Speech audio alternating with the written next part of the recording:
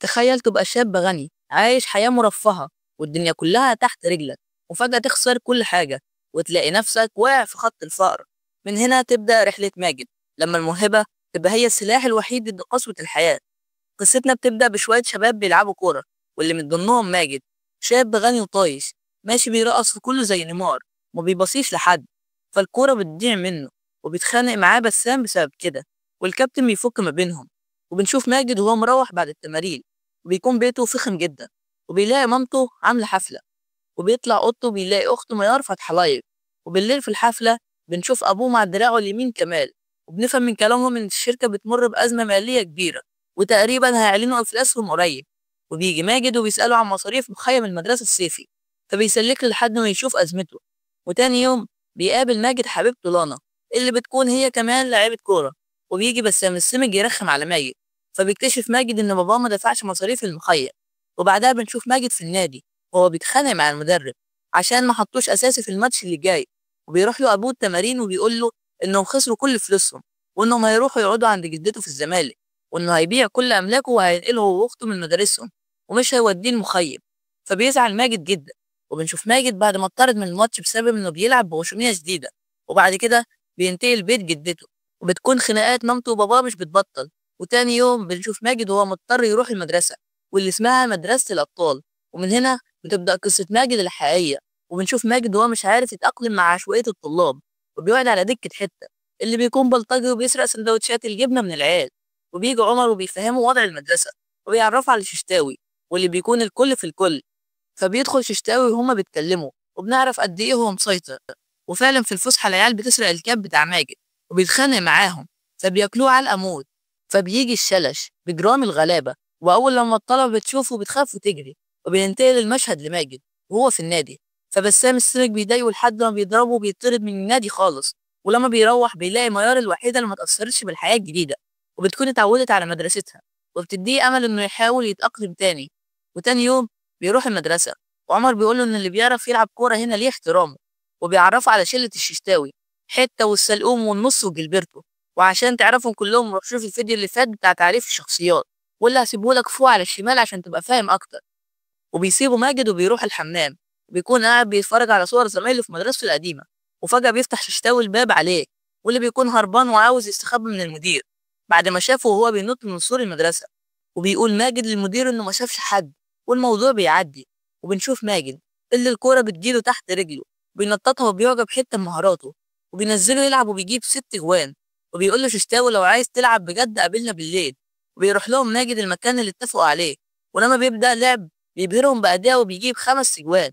وبعد الماتش ششتاوي بيوزع عليهم فلوس المكسب، ولما بيروح بيقول لميار تعلموا الشبحنة يا اسطى ويا زميله يا صاحبي والذي منه.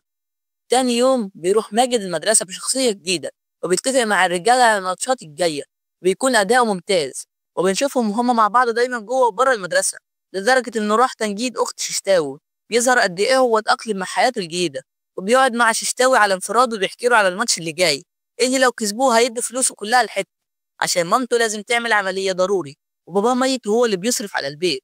ويوم الماتش بيكونوا قلقانين جدا لأنهم هيواجهوا أجمد فرقة في دوري الشوارع، وبيدخل فيهم جونين، وبتكون الفرقة التانية مكتسحة. ولكن ششتاوي بيشجعهم وبيجيبوا جونين، وبيكون فاضل دقيقة والنتيجة 2-2. وبتجيلهم ضربة حرة وششتاوي بيديها لماجد يلعبها، وبيعمل 1-2 مع ششتاوي، هوبا جون جون جون. النتيجة بقت 3-2 لششتاوي فرقته، وبيخلص الماتش وبيكسبوا الفلوس. وحتى بيعالج أمه وبيعزمهم عنده، حلاوة نجاح العملية. وبيقول لهم ماجد إنه اتاخد معانا في فرقة الجونة، وبيقول لششتاوي ما تنساناش لما تتشهر يابا. فبيرد عليه وبيقول له أنا عمري ما هنساكوا.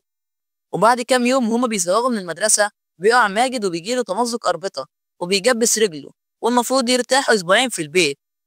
وبعد كام يوم صحابه بيزوروه، وبيعرف منهم إن كريم السلقوم اتحبس بسبب إنه مضى وصلات أمانة لما كان بيجهز أخته لفرحها، واتأخر في الدفع واتحبس.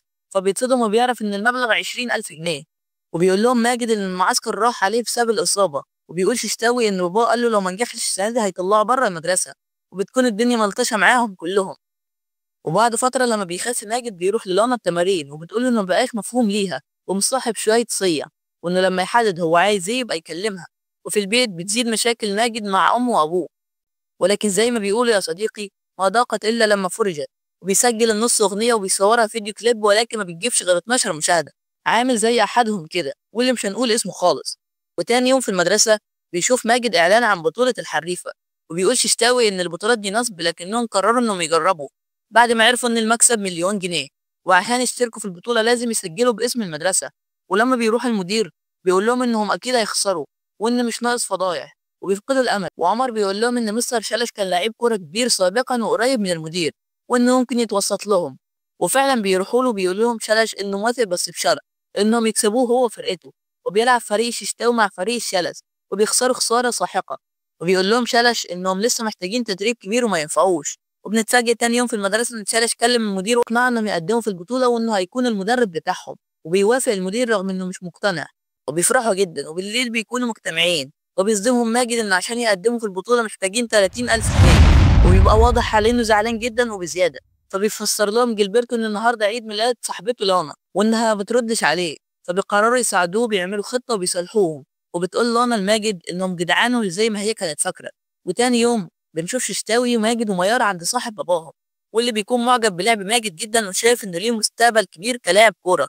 بيوافق إنهم يدفع لهم الفلوس بشرط إنهم لو كسبوا يبقوا سفراء العلامة التجارية لشركته.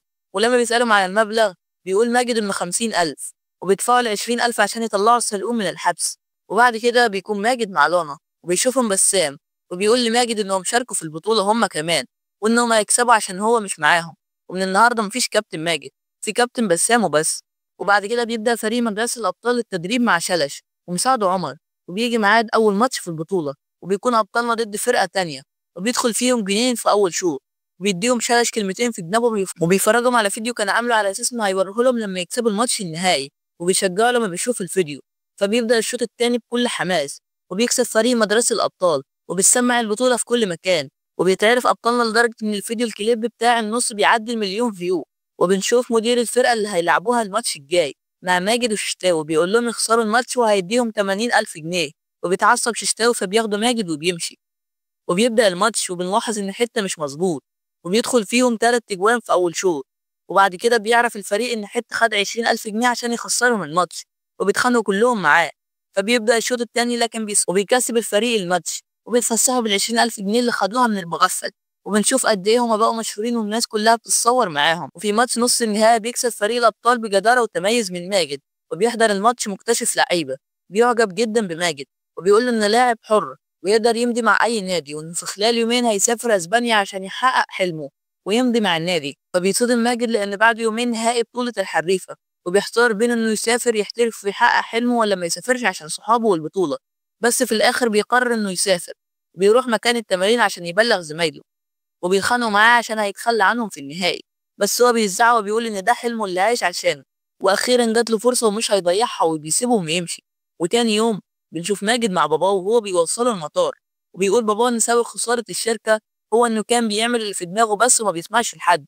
وفجأة بص حواليه لقى نفسه خسران فلوسه وشركته والناس اللي حواليه، وبينصحه ما يغلطش غلطته وما يخسرش الناس اللي بتحبه ووثقت فيه.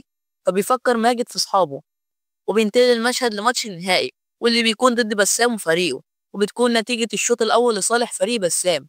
وبنشوف إن فريق الأبطال ناقص 3 والنص الصف في الشوط الأول، فبيفقدوا الأمل. وفجأة بيدخل عليهم ماجد وبيتصالحوا كلهم، وبنفهم إنه غير رأيه وقرر ما يسافرش ويتخلى عن صحابه.